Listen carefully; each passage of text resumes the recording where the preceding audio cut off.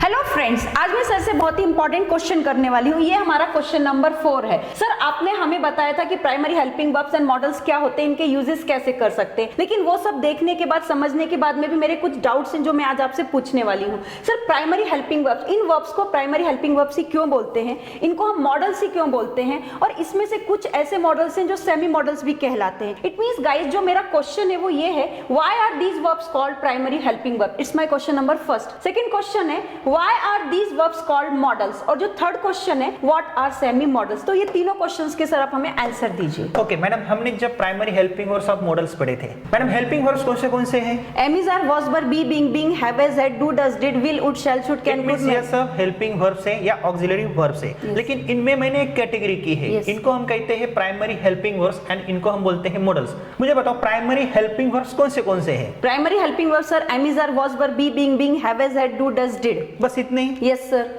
ये primary helping verbs हो सकते हैं? नो सर, ये मॉडल्स हैं। ये मॉडल्स हैं, मैंने आपको पढ़ाया था। लेकिन इनको प्राइमरी हेल्पिंग वर्ब से क्यों कहते हैं, इसके बारे में मैंने आपको जानकारी दी थी, लेकिन फिर भी कई सारे डाउट्स आपके हैं। तो यहाँ पे देखो, पहला रूल क्या है, यह जो प्राइमरी हेल्पिंग वर्ब्स है ये सब्जेक्ट्स के अनुसार चेंज होते हैं। It means am is are was were have has had do does did, ये सब्जेक्ट के अनुसार चेंज होंगे। अगर नहीं पता चलता है आपको तो मैं कुछ सेंटेंसेस आपको दिखाता हूँ, क्या आप यह सेंटेंसेस पढ़ सकते हो? Okay sir. I am rich, we are rich, he is rich. यहाँ पे आई के बाद मैंने एम लिखा है, यस। वी के बाद आर लिखा है, यस। एम क्या है? एम यहाँ पे primary helping verb and to be का फॉर्म है। ओके, वी के बाद आर लिया है। क्यों मैंने वी के बाद एम क्यों नहीं लिखा है? नहीं सर, वी के साथ आर ही आता है इसीलिए। ओके, ही के बाद इज है। यस। तो ही इज, ही के बाद मैंने एम नहीं लिखा है। इट मींस ये जो टू बीज के फॉर्म से, इट मीन जो प्राइमरी हेल्पिंग वर्ब से ये सब्जेक्ट के अनुसार चेंज होंगे। Yes. We were rich, they were rich, he was rich. इससे आपको क्या पता चलता है? सर, इससे मुझे ये समझ आता है कि प्राइमरी हेल्पिंग वर्ब जो होते हैं सब्जेक्ट के अकॉर्डिंग चेंज हो जाते हैं। यहाँ पे वी वर लिखा है, दे वर लिखा है, ही वाज रिच ऐसा लिखा है। ही वर रिच, क्या हम ऐसा बोल सकते हैं? No, never. It means was और वर ये भी टू बीज के फॉर्म से, लेकिन वो प्राइमरी हेल्पिंग वर्ब से ये सब्जेक्ट के अनुसार चेंज होंगे। I have a pen, Gita has a pen. मैं ऐसा बोल सकता हूँ Gita have a car? No sir. क्यों? क्योंकि गीता के साथ हमेशा हैज ही आता है। तो इससे आपको क्या पता चला कि यह जो प्राइमरी हेल्पिंग वर्ब्स है ये सब्जेक्ट के अनुसार चेंज होते हैं, सिर्फ बी बिंग बिन को छोड़ के। और जो मॉडल्स है इनमें ऐसी बात नहीं होती है। यहाँ पे कुछ सेंटेंसेस मैंने लिखे हैं, क्या आप मुझे बता सकते हो? He will play, we will play, boys will play and a boy will play. इससे आपको क्या पता चलता है? सर, इससे मुझे ये समझ आता है कि किसी सब्जेक्ट के अकॉर्डिंग मॉडल्स को हम चेंज नहीं करते हैं, क्योंकि यहाँ पे बॉयज विल है एंड अ बॉय विल है। इट मींस यहाँ पे ऐसी बात नहीं है। क्या आप यहाँ सेंटेंसेस पढ़ सकते हो? Okay sir. We can win, they can win, he can win, boys can win. We क्या है? प्लूरल सब्जेक्ट है। Yes. दे क्या है? प्लूरल है। Yes. ही क्या है? Singular. सिंगुलर है। मतलब सिंगुलर के आगे भी हम कैन को रख सकते हैं, प्लूरल के आगे भी हम कैन को रख सकते हैं। मतलब इनमें ऐसा प्रॉब्लम नहीं है जो प्राइमरी हेल्पिंग वर्ब जैसा होता है। तो पहला रूल आपको क्या पता चला? इनको हम प्राइमरी हेल्पिंग वर्ब से क्यों बोलते हैं? क्योंकि ये सब्जेक्ट के अकॉर्डिंग चेंज होते हैं, और ये जो मॉडल्स है ये सब्जेक्ट के अकॉर्डिंग चेंज नहीं होते हैं। और एक जरूरी बात, प्राइमरी हेल्पिंग वर्ब जो है यह हेल्पिंग वर्ब की तरह भी काम करते हैं और मेन वर्ब की तरह भी काम करते हैं। इससे आपको क्या पता चला? सर, कुछ समझ में नहीं आया। हेल्पिंग वर्ब की तरह काम करेंगे और मेन वर्ब की तरह कैसे काम करेंगे? सर, ये यहाँ पे एक सेंटेंस है, आई एम रिच। एम का रूल क्या है? एम मतलब हूँ, मैं अमीर हूँ। मैं अमीर हूँ, लेकिन एम यहाँ पे हेल्पिंग वर्ब है या मेन वर्ब है? सर, बिल्कुल सर, हेल्पिंग वर्ब है एम तो। नहीं मैडम, यहाँ पे हेल्पिंग वर्ब नहीं है। एम ने किसी भी प्रकार से रिच को सहायता नहीं की है। आई एम रिचिंग मैंने ऐसा नहीं बोला है। नो सर, बट यहाँ पर सर एम का मतलब तो हमने अभी तक जो पढ़ा है, अभी तक मैंने, आप लोगों ने भी यही पढ़ा होगा कि एम यहाँ पर हेल्पिंग वर्ब भी है सर। नहीं मैडम, यहाँ पे एम यह एक टू बीज का फॉर्म है। Okay. इट मींस यह मेन वर्ब की तरह काम कर रहा है प्रेजेंट टेंस में। आई एम गोइंग, यहाँ पे आई एम गो मैं ऐसा नहीं बोल सकता, तो गो को आईएनजी लगाने में एम ने सहायता की, इसलिए एम को हम हेल्पिंग वर्ब कह सकते हैं। इट मींस यहाँ पे एम का रोल क्या है? एज अ मेन वर्ब है, टू बीज के फॉर्म की तरह, और यहाँ पे हेल्पिंग वर्ब की फॉर्म में है। He is Rahul, he is playing. क्या अंतर है? क्या आप मुझे बता सकते हो यहाँ पे इज का रोल क्या है और नीचे इज का रोल क्या है? बिल्कुल सर, आपने बताया जैसा इज यहाँ पर मेन वर्ब है और नीचे वाला इज यहाँ पर हेल्पिंग वर्ब है। लेकिन मेन वर्ब वो कौन सा है? क्योंकि इसने किसी भी प्रकार की हेल्प नहीं की है वर्ब को, क्योंकि वर्ब ही नहीं है यहाँ पर, इसलिए यहाँ पर ये टू बीज का फॉर्म है। टू बीज का इज फॉर्म क्या है? टू बीज का फॉर्म है। ही इज राहुल, यहाँ पे क्या है? प्रॉपर नाउन है। ही इज प्लेइंग, तो इज के बाद क्या है? प्ले को आईएनजी लगा है। तो दोनों दोनों इज में क्या अंतर है? सर ऊपर वाला इज जो है वो मेन वर्ब है, नीचे वाला इज ये हेल्पिंग वर्ब है। और मैंने यहाँ पे हेडिंग में क्या लिखा है? Primary helping verbs act as main verb as well as helping verbs. तो यहाँ पे ये मेन वर्ब की तरह भी काम करते हैं और हेल्पिंग वर्ब की तरह भी काम करते हैं। इसी प्रकार आर का यहाँ पे उपयोग आप देख सकते हो, वॉज का, I will be rich, I will eat. Madam इससे आपको क्या पता चलता है? यहाँ पे हेल्पिंग वर्ब कौन सा है? सर नीचे वाला तो हेल्पिंग वर्ब है सर, ये मॉडल है। यह क्या है? मॉडल है। मॉडल यहाँ पे क्या है? मॉडल है। लेकिन मॉडल के आगे बी क्या है? सर ये बी कैसे लगाया सर आपने? यहाँ तो एमिजर आना चाहिए। यहाँ पे वर्ब का फर्स्ट फॉर्म है, यहाँ पे हम एमिजर नहीं रख सकते। तो यहाँ पे हम बी का फॉर्म यूज करेंगे, आई विल बी रिच। हम ऐसा भी नहीं बोल सकते आई विल रिच। तो यहाँ पे आपको कंस्ट्रक्शन को क्या करना पड़ता है? बैलेंस करना पड़ता है। तो दर्शकों इससे आपको क्या पता चला? आगे भी वीडियो में हम कई सारे डाउट्स क्लियर करने वाले हैं।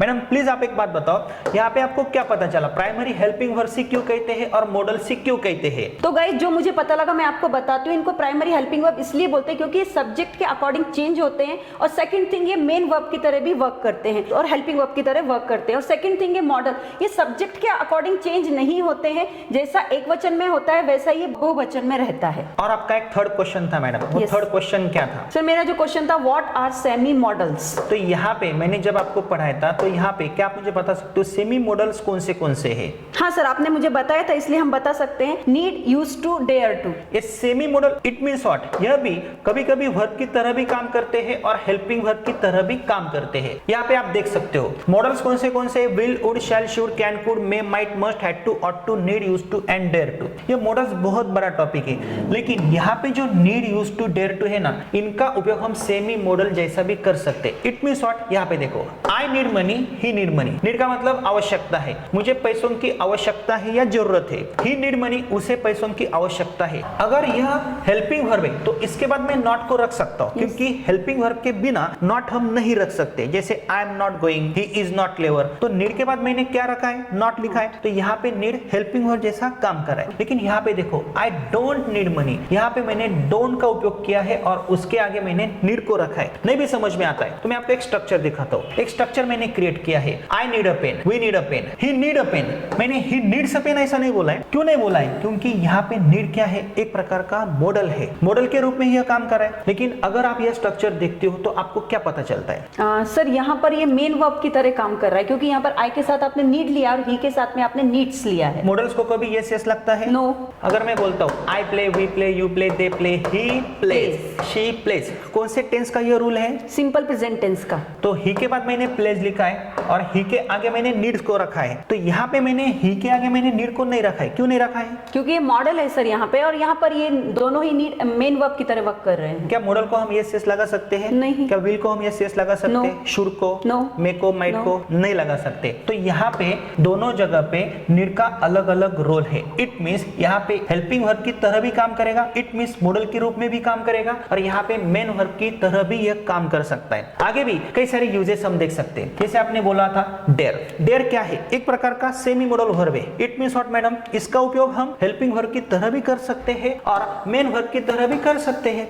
डेयर का मतलब किसी चीज की डेयरिंग करना, धाड़स करना। आई डेयर गो का मतलब क्या होता है? मैं जाने का साहस करती मैं जाने का साहस करती हूँ। वो लड़का जाने का साहस करता है। He dares to go. He dares to go। और अगर आपने बोला he dare go ऐसा बोला तो भी करेक्ट होता है, सिर्फ आपको आगे टू नहीं लिखना होता है। यहाँ पे देखो he dares to go, यहाँ पे dares मेन वर्ब की तरह काम कर रहा है। इट मींस वर्ब को यस यस सफिक्स है। यहाँ पे मैंने टू का उपयोग नहीं किया है। she dare go, she dare write, it means वो लिखने का साहस करती है। तो यहाँ पे dare के आगे मैंने टू नहीं लिखा है, she के आगे मैंने यस यस भी नहीं लिखा है, इसलिए यह क्या है? एक प्रकार का मॉडल है। इट मींस हेल्पिंग वर्ब है। और यहाँ पे dares क्या है? मेन वर्ब है सर। तो ये सिंपल प्रेजेंट टेंस का रूल है ना? Yes. I dare to go, मैं जाने का साहस करता हूँ, और मैं बोलता हूँ आई डेयर गो। तो दोनों में क्या अंतर है? यहाँ पे यह मेन वर्ब की तरह काम कर रहा है, यहाँ पे यह हेल्पिंग वर्ब की तरह काम कर रहा है। तो मैडम हमारे दर्शकों को आप फिर से बता सकती हो आपको क्या समझा? तो गाइज आपने देखा, आपको भी समझ आया होगा, और जो मुझे समझ आया तो मैं यहाँ पर आपको बताती हूँ। तो मेरे जो ये 3 क्वेश्चंस थे इनका मैं एक एक करके आपको आंसर देती हूँ। तो जो हमारे जो वर्ब्स थे आपने देखे थे, ये वर्ब्स थे, तो इनको हम प्राइमरी हेल्पिंग वर्ब्स क्यों कहते हैं? तो इसके 2 कारण है। फर्स्ट तो सब्जेक्ट के अकॉर्डिंग चेंज होते हैं, और सेकंड थिंग ये मेन वर्ब की तरह भी काम करते हैं, ओनली प्राइमरी हेल्पिंग वर्ब।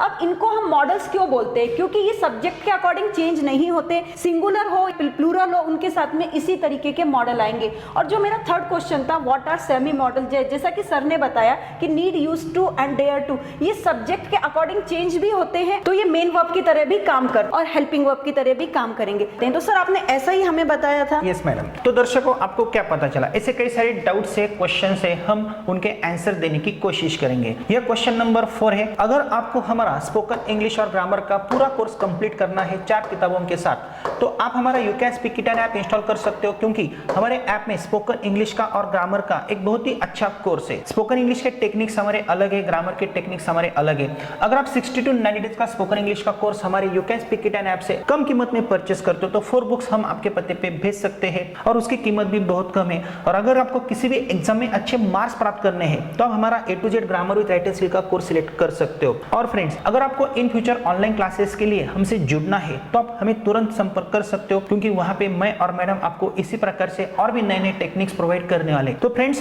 तुरंत आप हमारा ऐप इंस्टॉल कर सकते हो और आगे के क्वेश्चन के लिए आपको तैयार रहना है, क्योंकि ऐसे मोर देन 1000 क्वेश्चंस हम आपके लिए ला रहे हैं। आपको हमारे यूट्यूब चैनल की प्लेलिस्ट में जाना है, वहां पे हमारे क्वेश्चंस क्या है, उनके आंसर्स क्या है, क्योंकि इनके आंसर्स आपको कहीं पे भी नहीं मिलेंगे। तो इसलिए दोस्तों आपको रेडी रहना है और स्टेप बाय स्टेप ही आगे जाना है।